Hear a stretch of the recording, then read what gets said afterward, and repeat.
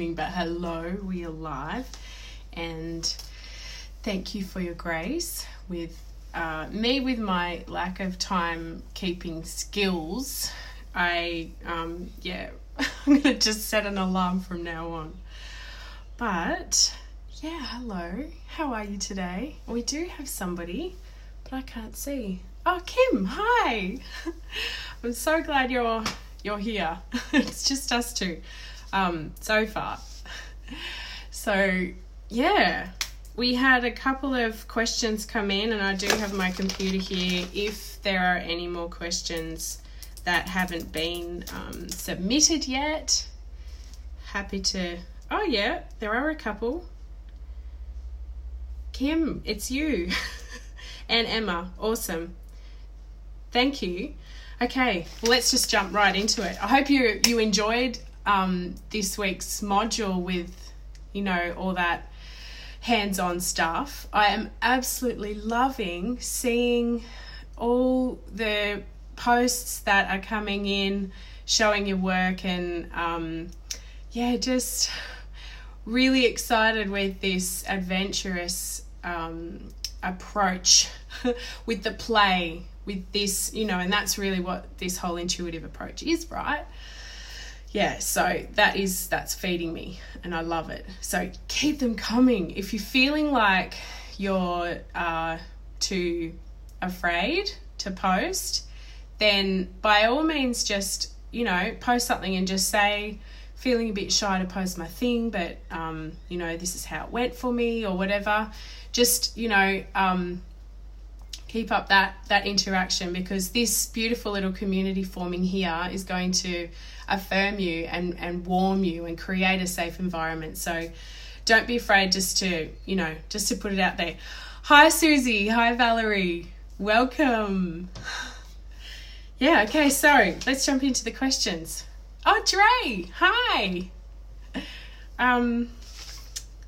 Okay, so Alison asked whether we should gesso watercolor paper first.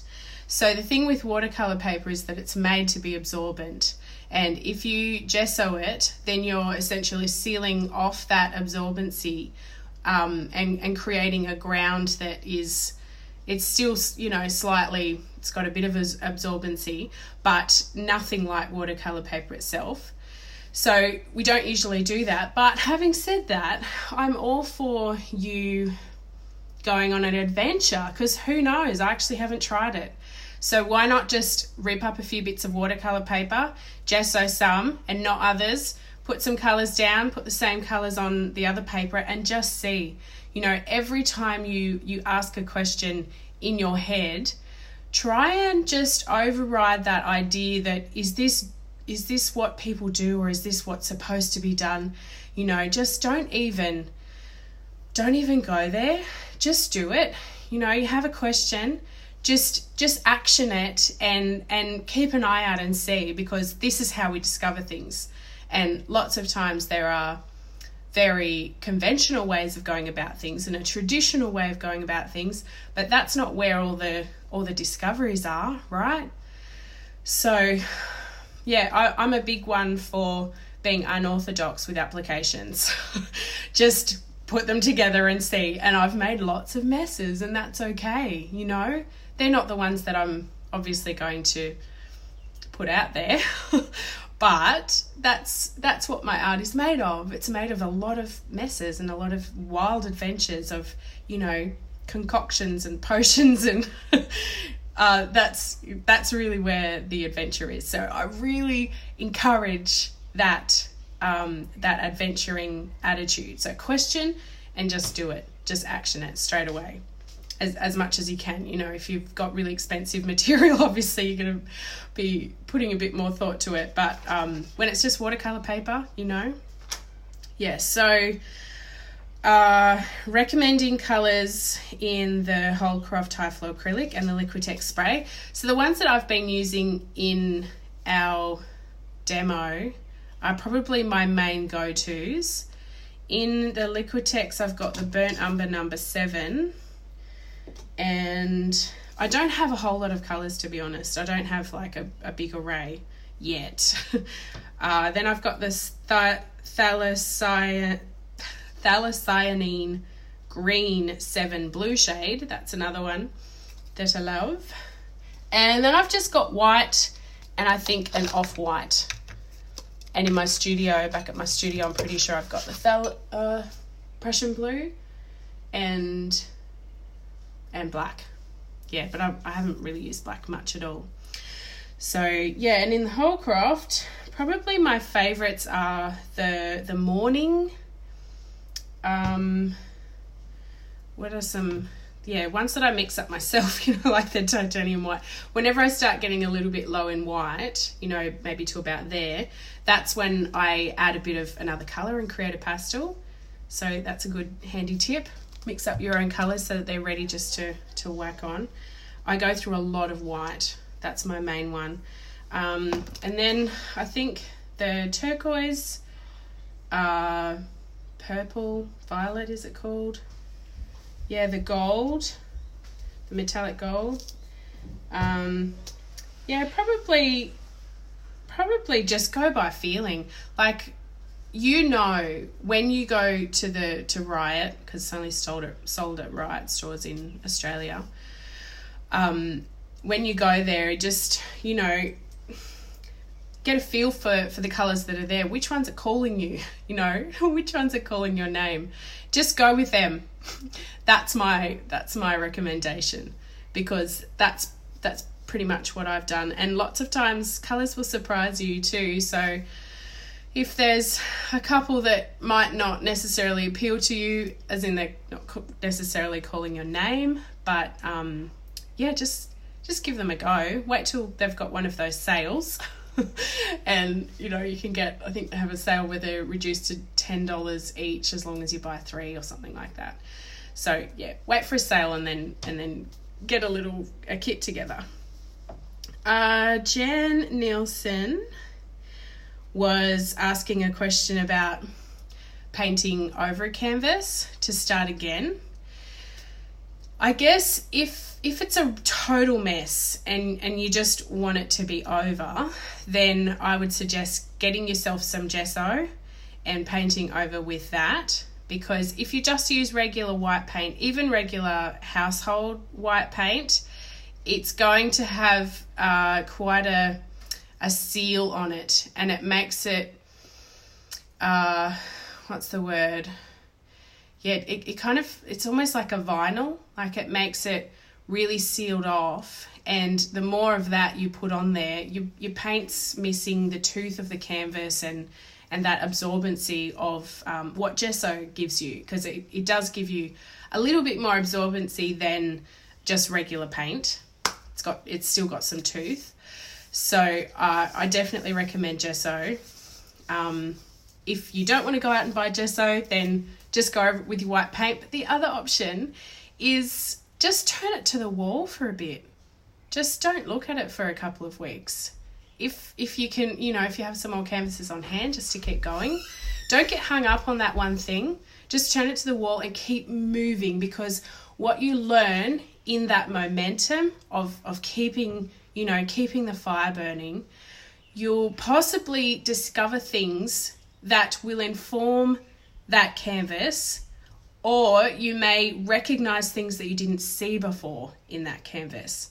And it might actually give you a little spark of, ooh, I could actually just, fix up this bit and this would be all right.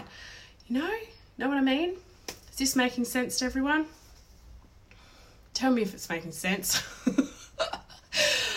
Oh, hi, Carolyn. Welcome. And Emma. Oh, so glad you could join us. Let me see what these other questions were. Oh, I wanted to just shout out to Jan, Lindsay, Jess, Ophelia, Alison, Jenny, Lisa, Cheryl and Nikki, because all of you guys have been posting your work and inspiring us, and just, it's so beautiful to see that, because it's part of this fire. I keep coming back to process. When you see other people in process, it might not be perfect, it might not be something that you're entirely happy with, but you'd be surprised when you put that out there how much inspiration, empowerment that thing can impart for people looking on. You just will never know. So I think it's always really a generous thing to put that out there and allow people that inspiration. Do you agree? Do you get inspired when you see process? To keep logging in here because I take too long. All right, so back to the recent questions that have come in. Oh, thanks, Kim. It's good, at least to you. It's making sense to Kim. Thank you. Right, so Emma said sealing acrylic mixed media on canvas. Yeah, okay, so the thing with sealing and varnish, it's mainly so that you've got another coating over the top of what you've got there already. So, you know, if something was scratched, or, you know, if you imagine like cleaning your canvas, if it got all dusty and you wanted to clean it, you wouldn't want to risk lifting anything off there. So a varnish is essentially a coat over the whole top that's just, you know, keeping all that, you know, all that safe and protected. So there are lots of different ones out there, and I will go into this. Is it next module? One of these modules. I have to look it up. But I think whatever works best for you. If you've already got spray on hand, then just go with spray. I think I prefer a brush-on varnish. I'm just trying to think which brand it is, but that'll all be listed later on. Hi, Cheryl. Yeah, thank you. I don't know if you were on, but I just mentioned you saying thanks for posting your work. So I hope you got that. Cheryl's in Washington, D.C. That's crazy, isn't it? So it's nighttime for you. All right, so more questions. Kim says, beginning at Design Basics in Demo 1. Is it okay to review the entire course first and then perhaps go back to the demos again and paint afterwards? Yeah, sure. Yep, I think so. And that's probably an interesting way of approaching it too, because it's more like viewing the whole and then honing in on each module as a part, which is probably, thank you, Cheryl. She loves my work. Thank you. I'm so grateful and really honoured to be able to put that out. So thanks. Kim is blown away by everyone's creativity so far. Yes. I feel like I might be stuck in the little postcard swatch making phase for a while though. But do you know what? It shouldn't be a phase. I think you need to keep this going. That would be my my recommendation, just because what you're giving yourself is a free opportunity with no product pressure, just to explore, just to explore and for there to be no burden of like, this has to be good or this has to be anything, that's what the swatches are giving you, which is really like, if you imagine your person as an adult and a child, it's like the adult giving the child time to play without any pressure, like, oh, you're going to make a mess, or, oh, you don't want to waste those materials. That's kind of what, that's how I feel what goes on in myself. So often, the parent in me is keeping the child from doing something that it naturally has an impulse to do. Like, for instance, I might have a $150 canvas sitting there, nice big canvas, ready to go. And I'm in my head thinking that will be ready for the next commission, thinking logically about it. But then, sometimes I just feel all blocked up and I realise that parent in me has just got too overbearing. And I just say to myself, go on, you can have that. You can do anything you want. Just go for it. And the freedom that I feel when that happens is just unspeakable. It feels like I've just given myself this gift. And I don't know if that sounds crazy, but that's what goes on sometimes. So I think that might be valuable for you to hear that insight. Does that make sense? Hey, Shannon. So, okay, back to the questions. How do you know when to stop zhuzhing a piece? Yes, love this question. Thank you, Valerie, for asking that. Because, do you know what I'm going to say? It's all about quantity. It's all about quantity. So this is going to take a quantity of over zhuzhing, right? It is. It's going to take a quantity of over zhuzhing. You've got to go over to get a sense of where to stop. So if you go overboard with the zhuzhing, you have not wrecked a piece. Like, that might end up in the bin, but there's more to this than that. There's more to this than product. You are informing process, you're enriching process, you are allowing your inner voice to refine and strengthen the way that it speaks. So over zhuzh to your heart's content. Every time you've got to release that piece from product pressure. This is not going to be about product. Every time you sit down and go, piece of art, I release you from all pressure to be wonderful. Just show me something. Just take me on an adventure. I just want to see something new. I want to see myself in process. I want to see myself free of any pressure to perform or measure up. That's all. So if you can go in and make art and do that, I just got goosebumps saying that. So it's true. If you can do that, then you are going to be edifying, your deepest part of its voice, of, refining your message and really building a real confidence in leaning into your intuitive, into your intuition, because it's already there, right? Does that make sense? It's already there. It just needs opportunity. So over zhuzh and over zhuzh again. That will always be my recommendation. And back when I was teaching the uni students, I'd say to them all the time, go too far. Go too far. If you're asking me, have I gone far enough? Should I do more? Don't ask me, just go. If you need to question, then you haven't had enough time, you haven't given yourself enough of that opportunity to go too far and get a sense for it for yourself. No one else can tell you these things. People can give you their opinion and you can weigh that and measure that and see if that's got an application for you. There might be a part of it that gives you a new perspective enough to analyze and proceed in a way that is true to you, to your voice. But don't give their opinion so much weight against you allowing your inner author that opportunity to learn and expand. Emma, I love that you give us permission to just go with it and see what happens. It's so reverse to how anyone teaches anything. Yes, it's so true. But this is the problem.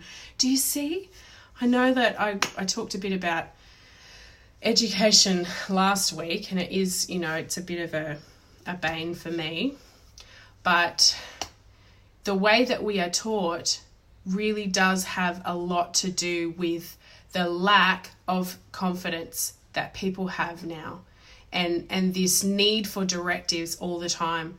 I don't know what to do. Like, given a big wide open expanse, a lot of people will panic.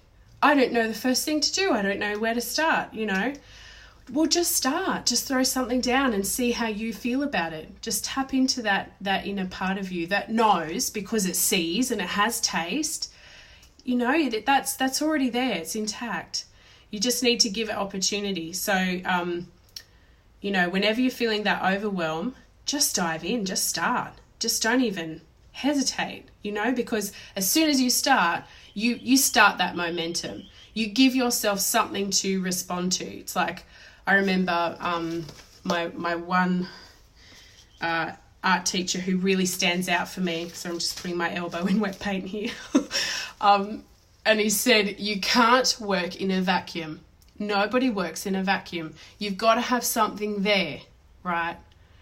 So if you're feeling overwhelmed and you don't know where to start, you're probably putting that pressure on yourself to come up with something in a vacuum, and it doesn't work because you've got to have something there to respond to. Yeah, Cheryl loves it. Oh, Kim, yes, I had that question written down here somewhere. How many hours per week? Yes, here it is. I did write it down. Okay, so all this talk about quantity over quality, and Kim's wondering what my advice would be on how many hours per week would be good to schedule for a good quantity. And this has everything to do with your lifestyle. If you're working full time, it's a pretty difficult thing to squeeze, 4 hours, especially if you have kids too, 4 hours a week. So it really does depend on what you've got going on in your week, obviously. But you would be surprised at how far you can go with a small amount of studio time, but your mindset is right. Because what happens when you've worked on your mindset, and you can do this throughout the day when you're not in your studio, actually, because the same things apply. Like when you feel yourself starting to panic about things, there's always something to analyze there, like to go deeper. Why am I feeling this? What's going on? So all of those things, when you get to your studio time, will actually prime you for real quality studio time. So even if it's just, 1 hour a week, it could even be in small 20-minute bite-sized chunks, you're still going to go so much further than if you don't have your mindset right. And this is, when I talked about time and desire in the mindset lesson. So when you invest your time, it's going to increase desire. And this isn't just, a flippy floppy desire like, oh, I need to paint. It's actually a very informed kind of desire where you've seen something very real that you've connected with, that you want to explore. This is real, and you go explore it, and you're happy to invest more time. You must because it's presented itself, and you just need to go and explore that. So I don't know, have I answered your question yet? I would just say spend as much time as you can. That's really the essence of quantity, isn't it? Just as much as you can, as much as is possible, so that it's not, taking over things in a crazy way that sends your whole life off balance, I guess. But, so just as much as you can. And don't worry about, I can't block in 2 hours, so it's not worth it. Because you actually can do quite a bit in 15 minutes even. Because what's happening, even just in 15 minutes, you're sowing to consistency. And you just showing up, it keeps the pathways and the little connections and synapses firing, so that when you come away and you're washing dishes or, going about your day, there's still something ticking over, just like when you exercise. When you do weights and stuff, how your muscles still keep doing stuff even when you're finished. It's the same thing. Shannon says, I have no questions. Just wanted to say that I'm loving the course. Oh, I'm so happy to hear that. Not even just for the instruction, but the inspiration. Yes, it's real. I'm so happy to hear that. Thank you, Shannon. Wendy says, yes, and thank you. Yes, I answered the question, almost. Okay, so you've got all these canvases building up, and there's a lot of fluidy things going on, and I'm loving seeing that so much. So keep up your swatching. We're looking at a bit more colour swatching in the next module that's going to unlock in, it's less than 2 days, isn't it? I can't keep track because it's not in my time zone when it unlocks. I think it's early Friday morning for me at 1 a.m, although I've seen some people have access earlier than that, so I don't know what's going on. But yes, I think I'm done. Were there any more questions come through? I'll just check that first. Nope. No more questions. Did I answer your question, Emma, about varnishes? When to choose? Oh, I didn't really. When to choose gloss versus matte versus satin finish. There's so many options. Yes. Well, you know what I'm going to say. You just have to start somewhere and try them out for yourself and see how you feel about the one, because I think gloss versus satin, it's really up to personal taste. Do you like it glossy and shiny? Do you not like it like that? If you're not sure, then probably just go for the in-between. So satin is in between glossy and matte. So if you just get a spray that's satin, that'll be quite easy to apply. Just make sure that you dust. Please just make sure that you dust, because I forget that all the time, and it's a real, that's a difficult one when you forget to dust and then you spray it. It's funny, I go get my my painting scanned and the scanner just laughs. He says, "This is so dusty, what are you doing?" And they've always got to clean it for the scan. Yes. Anyway, thank you for your company this morning. I've enjoyed it. And I'm sorry that I missed the last one, but hopefully that made up for it. And I'll see you next week. Send any more questions through if there's anything that I've said. Oh, someone loves satin. Cheryl loves satin. Oh, you're so welcome. Carolyn says, this course is so exciting because we can see how excited and